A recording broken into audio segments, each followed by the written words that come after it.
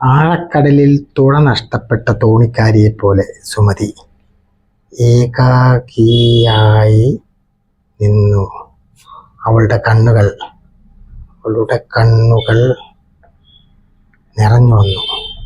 നിറഞ്ഞു വന്നു.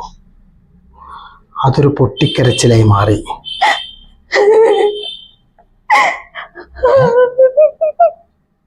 വിത്ത് എഫക്റ്റോ? എഴുതുമ്പോ എഫക്റ്റോ?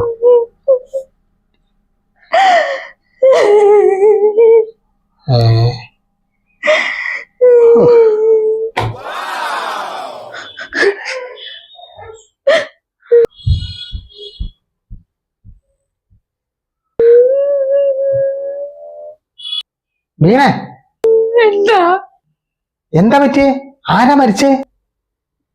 ആരും മരിച്ചില്ല, ഞാൻ മരിക്കാൻ പോവാ. വല്ലാത്തൊരു കഷ്ടായി പോയല്ലോ. എന്താ എന്റെ പ്രശ്നം? അത് പറയേ, എന്താ പ്രശ്നം? സംഭവം ഇത് കണ്ടു, ഇതേത് രശ്മി? എനിക്കറിയോ ഏതാ രശ്മി എന്നുള്ള കാര്യം. നിങ്ങള് ഫേസ്ബുക്കിൽ മെസ്സഞ്ചറിൽ വന്നതാണ് രശ്മി. നിങ്ങൾ എന്ത്? ഞാൻ ഫേസ്ബുക്ക് മെസ്സഞ്ചർ ഒന്നും ഉപയോഗിക്കില്ല. പിന്നെ ഇങ്ങനെ ഒരു രശ്മി എന്ന് പറഞ്ഞ ഫ്രണ്ട് എനിക്കില്ല. ഇത് നിങ്ങളെ ഫോണാണോ? ഈ ഇങ്ങനെ സംശയിക്കല്ലേ പ്ലീസ്. എനിക്ക് സംശയമൊന്നുമില്ല, ഉറപ്പേ ഉള്ളൂ. എന്തെന്നാ ഈ പറയുന്നത്? എന്ത് ഞാൻ പറഞ്ഞില്ല, എനിക്ക് രശ്മി എന്ന് പറഞ്ഞൊരു ഫ്രണ്ട് ഇല്ല. ഞാൻ മെസ്സഞ്ചറിൽ ആർക്കും മെസ്സേജ് വായിക്കില്ല. എന്താ മെസ്സേജ് വന്നെന്താ? ഇപ്പൊ മെസ്സേജ് ഒന്നും അയക്കലില്ലല്ലോ, എന്താ മിണ്ടാത്തേത്? അപ്പൊ അതിനർത്ഥം ഞങ്ങൾ മിണ്ടിക്കൊണ്ടിരുന്ന ആളാണ് എന്നല്ലേ?